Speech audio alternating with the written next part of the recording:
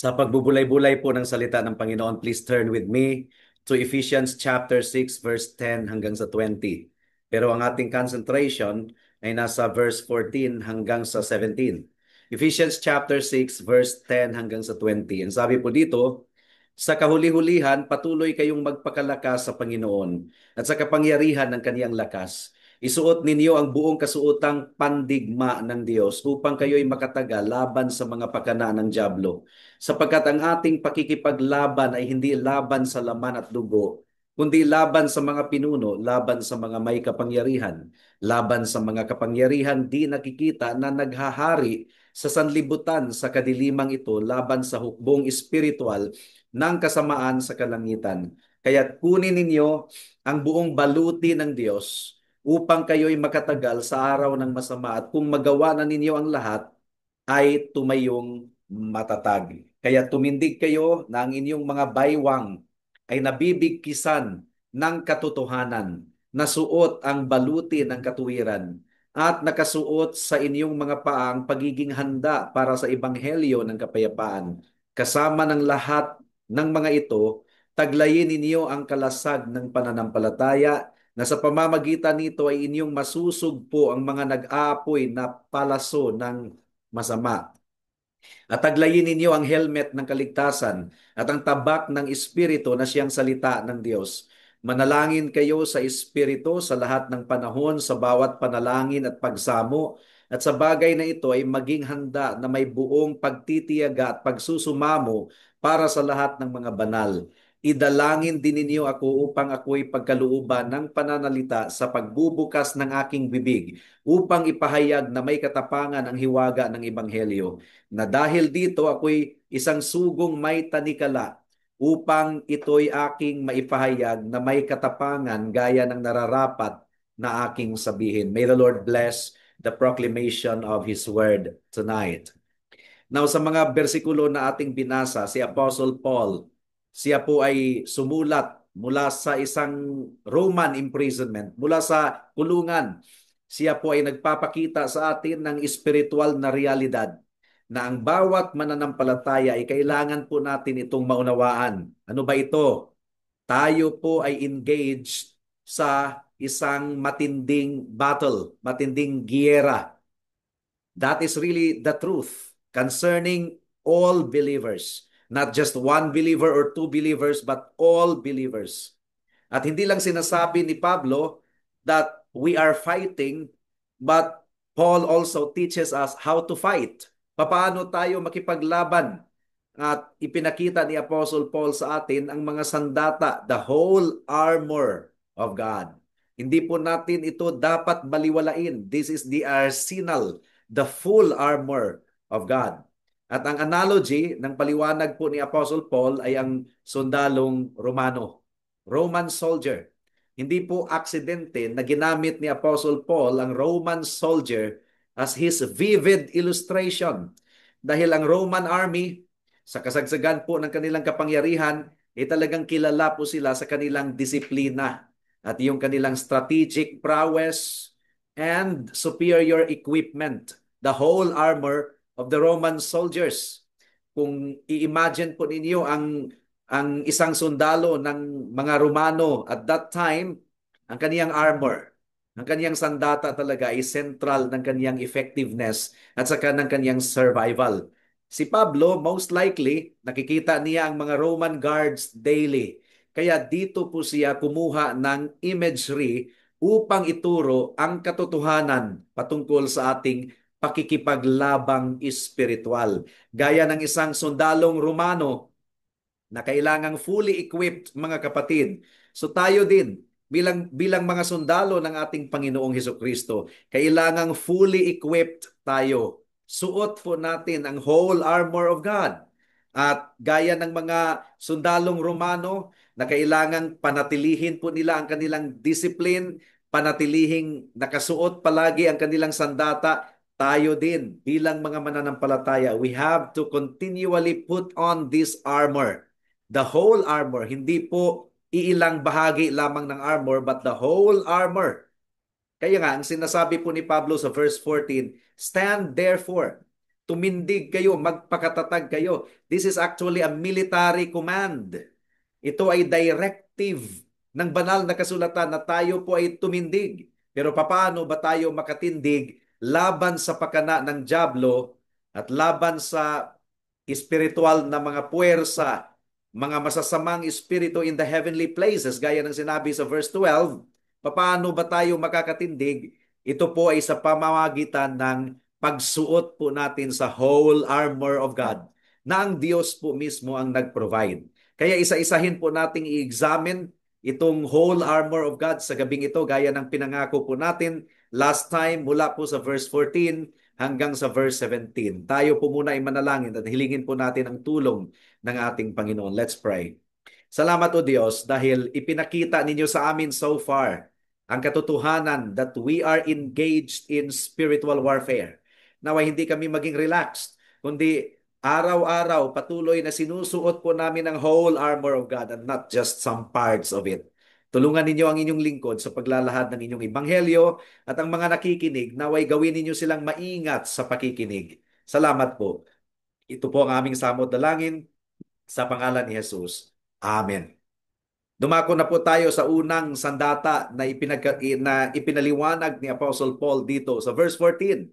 The belt of truth, ang sinturon ng katotohanan. Ang sabi po ni Apostle Paul, kaya tumindig kayo ng inyong mga baywang ay nabibigkasan ng sinturon ng katotohanan. Nag-umpisa po si Pablo sa belt of truth.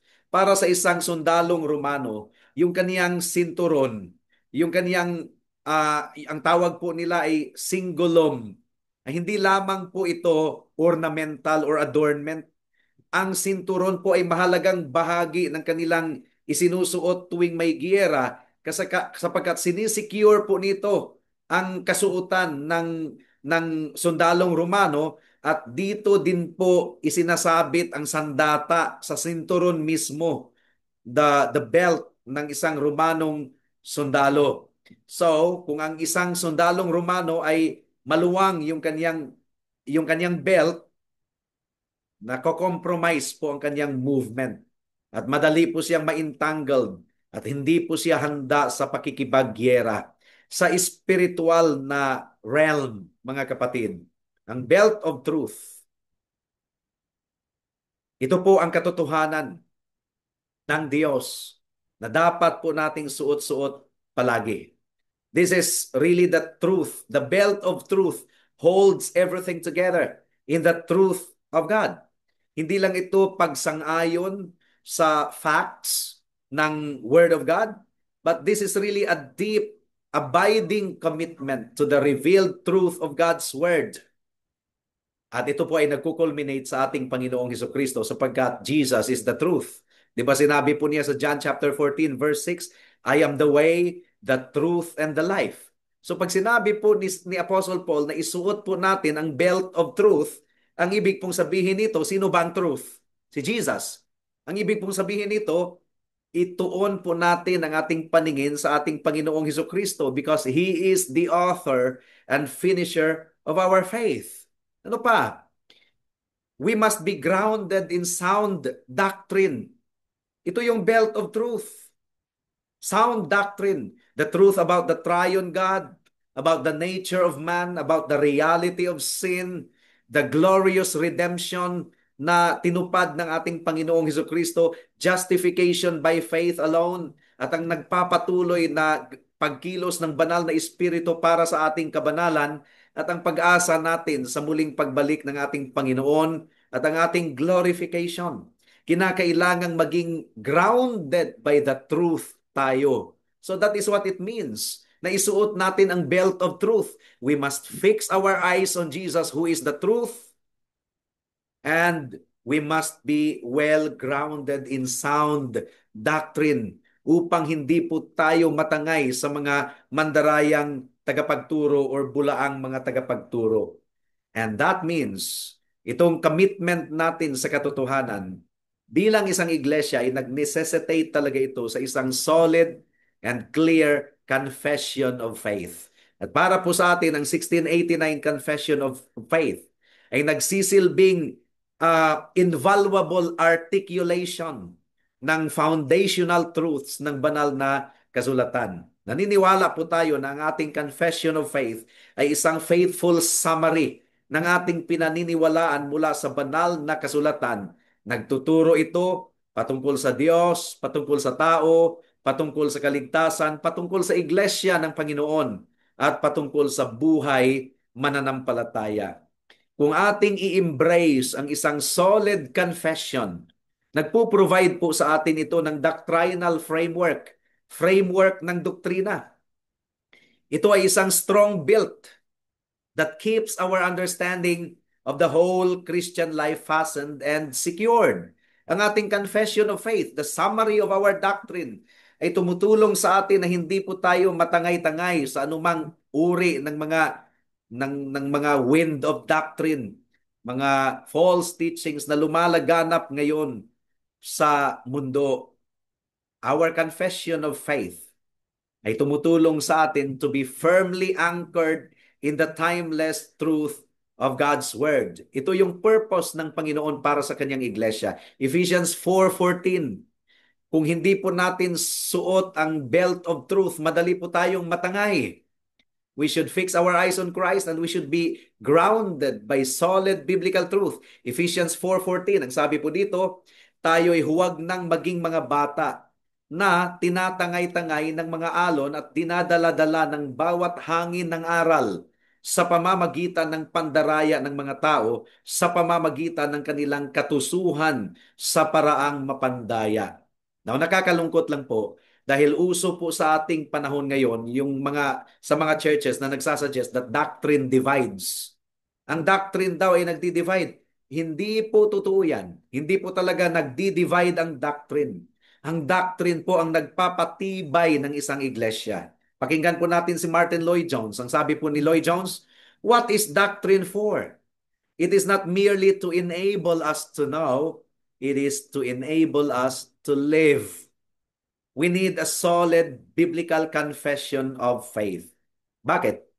Kung ang ating doktrina ay maluwang, anong mangyayari? Ay madali po tayong matangay ng mga false ideologies ng mundong ito. Mawawalan po tayo ng focus, makukompromise po ang kadalisayan ng Ebanghelyo dahil hinahanap po natin ang approval ng ating kultura. Yun ang nangyayari po sa ibang mga churches. Hinahanap-hanap nila ang approval ng mundo. Kaya nga sinasabi po ni Apostle Paul sa 2 Timothy chapter 1 verse 13, please turn there. 2 Timothy chapter 1 verse 13, please turn there. Ang sabi dito, sundan mo ang huwaran ng mga wastong salita na narinig mo sa akin sa pananampalataya at pag-ibig na kay Kristo Jesus. Na marami pong mga denominations ngayon na naging maluwag ang kanilang doctrine, naging maluwag ang kanilang grip ng biblical truth. Nakita natin kahit sa recent history na ang mga churches, may mga churches ngayon na dati ay napaka-solid, very influential evangelical churches, pero ngayon dahil inabandon na po nila ang solid confession and solid biblical doctrine, hindi na nga natin malaan kung church pa ba, parang social club na lang. Now, meron pong isang malaking denomination, Mainline Protestant Church in America, na dati ay isang vibrant evangelical force, pero ngayon ay yumayakap na sa tinatawag na progressive ideologies. Ni-reject na nito ang malinaw na katuruan ng Biblia, katulad ng marriage, sexuality, the exclusivity of Christ. Iniwan ng mainline Protestant denomination na ito ang kanyang theological perspective. At nakakalungkot po ang nangyari sa isang mainline Protestant group na ito. Kung ang primary concern ng church ay lumipat na mula sa kadalisayan ng doctrine, mula sa solid biblical truth, kung nilisan ng isang church ang commitment na yan, anong mangyayari? Hinahanap na niya ang conformity with cultural trends. Hindi na po siya nagiging pillar and buttress of the truth. At nagiging social club na lang, and tragically, pinaka-worst case ay naging synagogue of Satan. Kung ang doctrinal foundation ay napapabayaan. And this is the consequence of a loose belt of truth.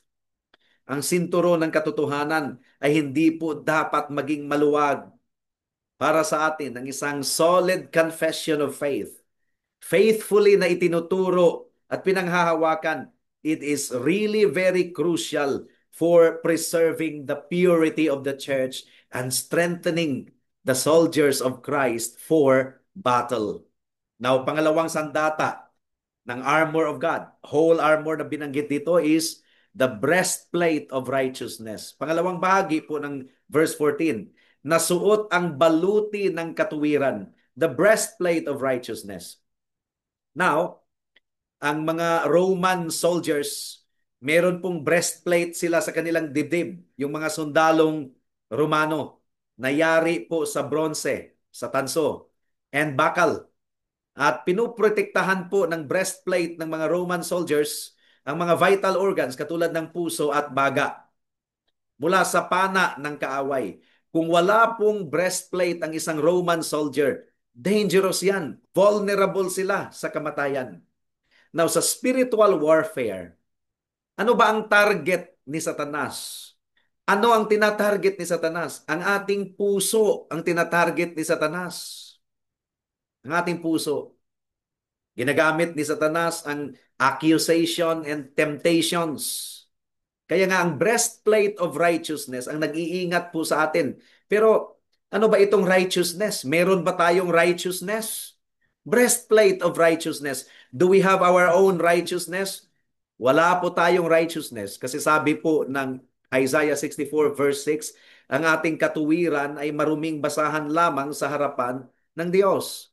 The good news is that kung tayo'y mananampalataya sa ating Panginoong Hesukristo, meron po tayong katuwiran, perfect righteousness. Hindi nga lang sa atin, kundi righteousness ng ating Panginoong Hesukristo na idinamit sa atin na mga nananampalataya sa Kanya lamang. It is our justification before a holy God. Ang katuwiran ng Diyos ay ibinigay niya sa atin.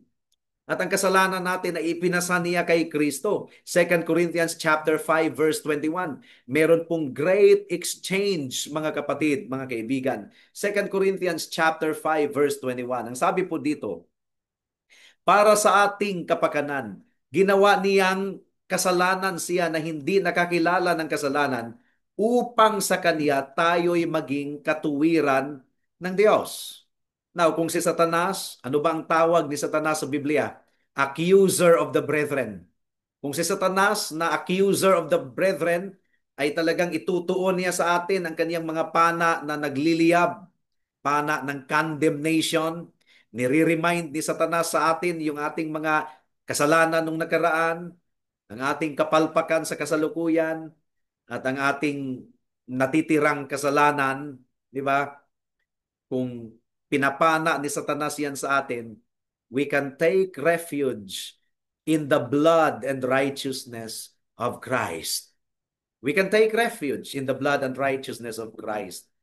Yung araw ng paghahatol ng Diyos na dati ay nakatuon sa atin, napunta sa ating Panginoong Hesukristo doon sa cross ng Kalbaryo. Siya po ang natamaan. Siyang nabuhusan sa lahat ng puot at galit ng Diyos. Kaya kung ikaw ay na kay Kristo, ano ang pangako ng Romans 8:1? Ngayon nga'y wala nang kahatulan sa mga na kay Kristo. Yun nga lang mga kapatid, itong imputed righteousness na ito, yung katuwiran ni Kristo na idinamit sa atin upang tayo ay maging matuwid sa harapan ng Diyos, katanggap-tanggap sa Kanya, hindi po ito lisensya na tayo ay magkasalanan, magkasala ha. Yung imputed righteousness, hindi po ito lisensya na tayo ay magkasala.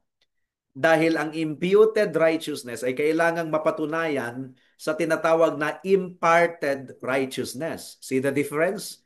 Imputed righteousness, yun yung katuwiran ng ating Panginoong Hesukristo na idinamit sa atin para sa ating kaligtasan. Pero ang patunay na ikaw ay merong imputed righteousness, binigyan ka rin ng Panginoon ng bagong puso. Ang banal na espiritu ay nananahan sa iyo, kaya Hindi lang imputed righteousness meron ang mga Christians, kundi meron din siyang imparted righteousness.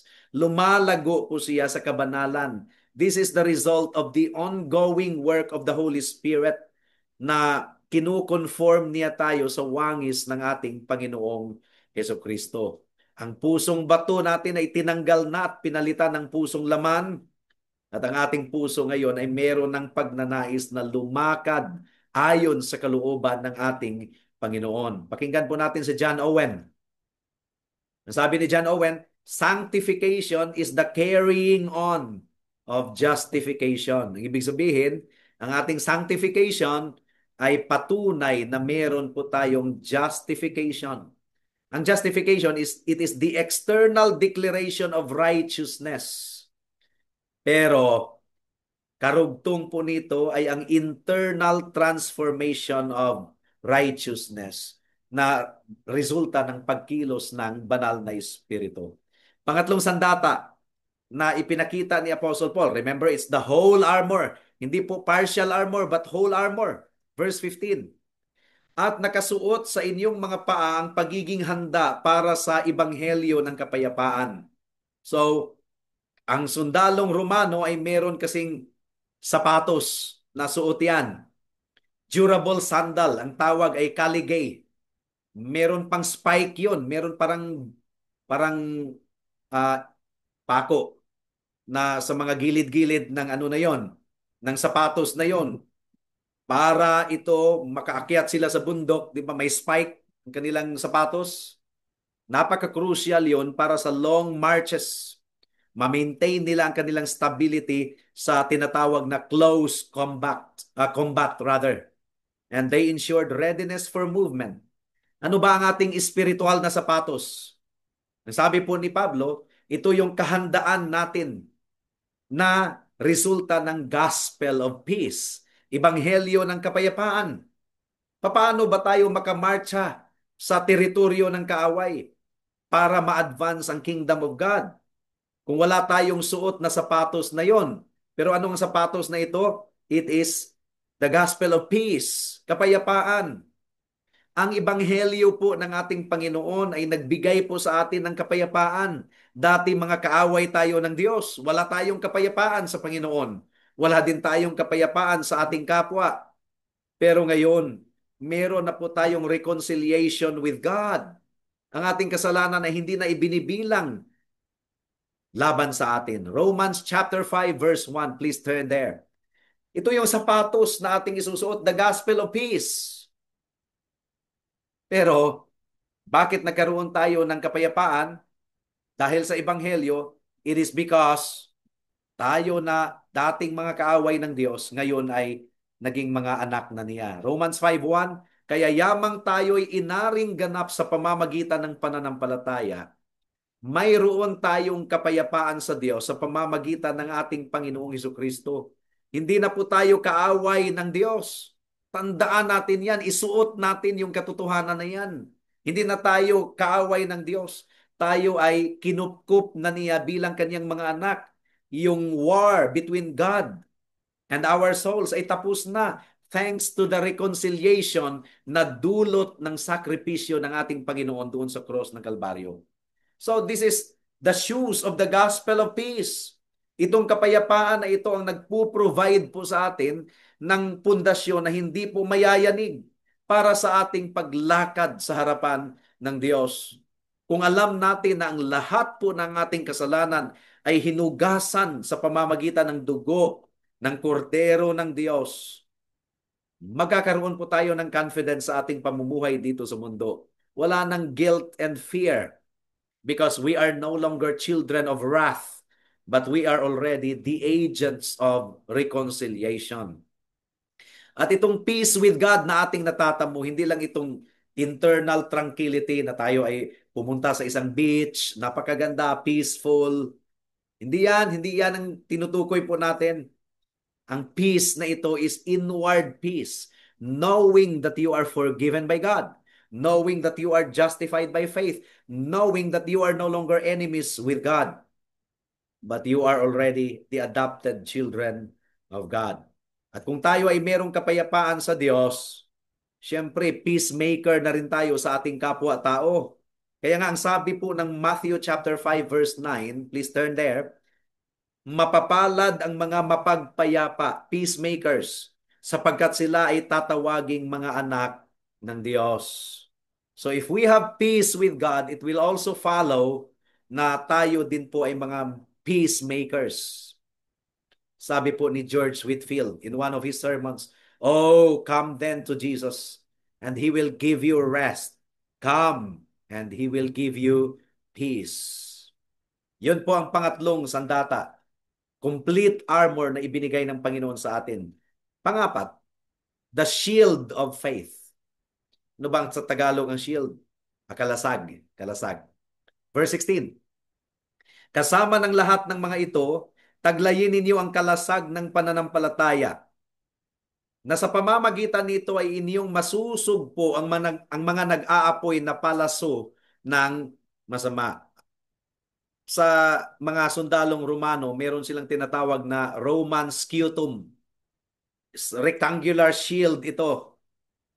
Ito yung primary defense ng mga sundalo at meron pong nakabalot usually na leather. Kaya pwede din nilang iano sa tubig para yung mga fiery arrows po ay mamamatay. Maquench po mga kapatid, mga kaibigan. At itong shield na ito pwede din nilang pagdugtong-dugtungin para sila po ay gumawa ng isang wall, ng isang dingding or wall. Ang tawag niyan ay testudo with the fellow soldiers. This is the shield of faith. Shield of faith. Faith in whom? Kasi may mga tao na they have faith in their faith. Mananiniwala sila sa kanilang pananampalataya. Ang lakas ng pananampalataya mo. No, no, no. We do not have faith in our faith. Our faith is in the Lord Jesus Christ. Our faith is in the triune Jehovah. The object of our faith is not our faith. The object of our faith is the Lord Jesus Christ. At ito po ang nagbibigay po sa atin ng katagumpayan. 1 John chapter 1 verse 4. Please turn there. Sabi po dito, 1 John 1:4. No. 1 John chapter 5 verse 4. Sorry. 1 John 5:4. Ang sabi dito, sapagkat ang sino mang ipinanganak ng Diyos ay dumadaig sa sanlibutan. At ito ang tagumpay na dumadaig sa sanlibutan, ang ating pananampalataya. Pananampalataya kanino? Pananampalataya sa ating Panginoong Hesukristo. At tandaan po natin, hindi po iisang palaso lamang ang meron si Satanas. Marami po siyang palaso, marami siyang darts, not just one. And they are flaming darts na ang disenyo ng palaso ni Satanas hindi lang upang mag-pierce sa atin, kundi upang sumunog, to inflict doubt, fear, despair, lust, pride, at lahat ng uri ng kasalanan. Hindi po naglalaro si Satanas sa atin at hindi rin po siya nakikipaglaro. He comes to kill, to steal, and to destroy. Yun ang sinasabi po ng John chapter 10 verse 10. Now ating ituon ang ating paningin kay Kristo. Siya po ang ating propeta, ang ating pari at ang ating hari. Siya po ang soberanong pangulo. He is the captain of the host. Sa pamamagitan ni Kristo, mai-extinguish, mapapatay po ang nagliliyab na palaso ng dyablo. Siyempre kung ang mga pagdududa ay umaatake sa atin, we should look to Christ because He is the author and perfecter of our faith. Kung matindi po ang temptation na ating kinakaharap, we should look to Christ. He is the great high priest na nakikiramay po sa ating mga kahinaan. Kung ang takot po ay umaatake sa atin, ay lumapit po tayo kay Kristo bilang hari na meron pong autoridad sa langit at sa lupa. Pakinggan po natin si Charles Spurgeon sa kanyang definition of faith. Ang sabi ni Charles Spurgeon, faith is the eye that sees Christ, the ear that hears Christ, and the hand that lays hold of Christ. Itong giyera na ating kinakaharap, nagpapatuloy ito ha. Wala pong relaxation. At hindi lang ito nagpapatuloy, it is a very intense battle. There is no relaxation in the fight. And therefore, sundin po natin ang sinabi po ni Pablo kay Timoteo sa 1 Timothy chapter 6 verse 12. Ang sabi po ni Pablo, therefore, we must, you must be sober and vigilant, fighting the good fight of faith. Ito yung patutuo ni Pablo. I have fought the fight, I have finished the race, I have kept the faith. Panglimang sandata ng pakikipagdigma na ipinagkaloob ng Panginoon ay ang helmet of salvation. Verse 17, unang bahagi. At taglayin ninyo ang helmet ng kaligtasan. Ano ba ang pinuprotektahan ng helmet? Di ba ang ulo mula sa fatal na pana? Kasi kung matatamaan ang ating ulo, walang helmet, ay talagang matatalo po tayo. Spiritually, ang ating helmet ay ang ating kaligtasan. Yan po ang ating helmet, ang ating kaligtasan. It refers to our sure hope of our eternal security. Ito yung confident assurance ng ating katubusan. Ito yung kapayapaan ng ating isipan dahil alam natin na ligtas tayo sa pamamagitan ng biyaya lamang, na natatanggap natin sa pamamagitan ng pananampalataya lamang at niligtas tayo ni Kristo lamang. So anuman ang trials na ating kinakaharap, kahit gaano katindi ng giyera, ang ating ultimate victory ay tinitiyak na ng Diyos. Kaya pwede nating sabihin, for to me to live is Christ and to die is gain. This should be the unshakable hope of all the believers na magpuprotect sa kanilang isipan. Remember, si Satanas ay palaging bumubulong sa ating isipan. But God has not abandoned us all these years. At nire-remind din tayo ng salita ng Diyos na ang mga sufferings natin sa kasalukuyan ay walang sinasabi kung ihahambing sa kaluwalhatian na naghihintay sa atin. Itong confident assurance of salvation, nag-i-equip ito sa ating isipan against the assaults of the devil. And finally, pang-anim, at ito yung nag-iisang offensive weapon. Kasi yung kaninang binanggit natin ay defensive weapon. Ito yung nag-iisang offensive weapon. The sword of the Spirit, which is the Word of God. Verse 17, pangalawang bahagi. At ang tabak ng Espiritu na siyang salita ng Diyos. Ang mga sundalong Romano, ang tawag nito, yung sword nila ay gladios. Di ba merong palabas na gladiator? Ito po ay isang short, double-edged sword na talagang fatal kung matamaan ka nito. Sa ating spiritual na pakikipagbaka, hindi po tao ang lumikha ng sword of the Spirit na ito. This is the very word of God. At ang may akda ng salita ng Diyos ay ang banal na Espiritu. Sa pamamagitan ng salita ng Diyos, tinalo ni Kristo ang dyablo doon sa ilang, doon sa wilderness temptation. Bawat tukso ni Satanas, ang tugon po ng ating Panginoon is, it is written. It is written. So it is the written word of God, inspired by the Holy Spirit, na sandata po natin, sword of the Spirit, offensive weapon, upang matamaan ang kaaway. At ang sabi po ng 2 Timothy chapter 3 verse 16 and 17, the word of God is sharper than any two-edged sword. I'm quoting Hebrews 4:12, piercing to the division of soul and spirit, of joints and of marrow, and discerning the thoughts and intentions of the heart. Now, ang sundalo ni Kristo ay kailangan talagang deeply familiar with the Word of God. Hindi lang sapat na meron kang malaking Bible, kahit brand new pa yan.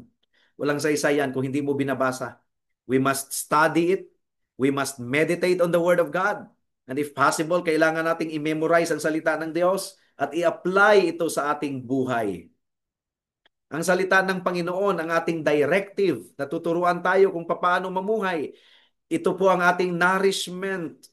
Ito ang ating sandata laban sa lahat ng kasinungalingan at panlilinlang ng kaaway. The Spirit takes the word and uses it to convict, to guide, and to enable us to strike back against the forces of darkness. Kaya ang utos ni Pablo mula sa verse 14 hanggang sa 17, hindi po ito binigay ni Pablo sa isolated individuals lang. Kasi kung tingnan po natin yung Greek language ng verb na stand therefore, Nasa second person plural po ito. Kaya ang armor ay ibinigay po ng Diyos para sa buong iglesia. The whole company of Christ's soldiers. Hindi lang po si pastor ang nakikipagbaka, nakikipagdigma. Tayong lahat. And we do not fight alone. We must stand shoulder to shoulder, supporting one another. At kung maaari po, mga kapatid, ay tayo po ay lumikha ng defensive wall, testudo. Ibig sabihin, tayo po ay sama-sama na makikipagdigma kasama ng mga banal ng ating Panginoon. We must be united. We must be supporting one another, forming a unified front against the common enemy. Si Satanas po ang ating tunay na kaaway, hindi po ang mga kapatiran sa iglesia. Now, pansinin po natin, patuloy nating sinabi kanina pa, it is the whole armor of God. Hindi po ito partial. Hindi pwedeng merong isang armor na makaligtaan po nating isuot. Ang isang sundalo na walang helmet, walang sapatos, is a soldier at a disadvantage.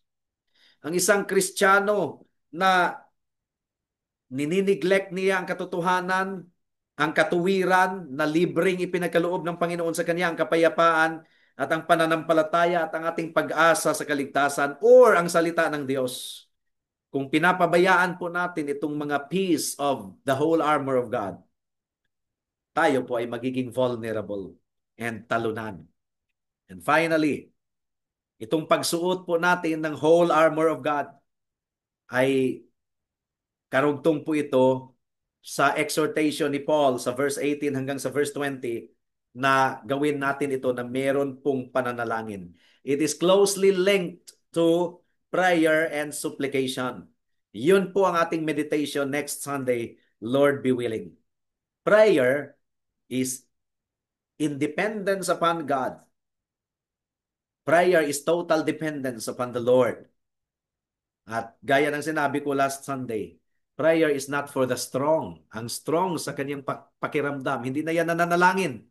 But if we feel our weakness, then we will call upon the name of the Lord. Nawa tayo po ay magiging katulad ng mga matatapat na Roman soldiers of old na masipag po nilang isinusuot ang full armor of God each day. Naway ganun din tayo. Manindigan tayo sa katotohanan. Meron din tayong shield sa pamamagitan ng righteousness ni Christ. And we can move with peace, with the peace of the gospel.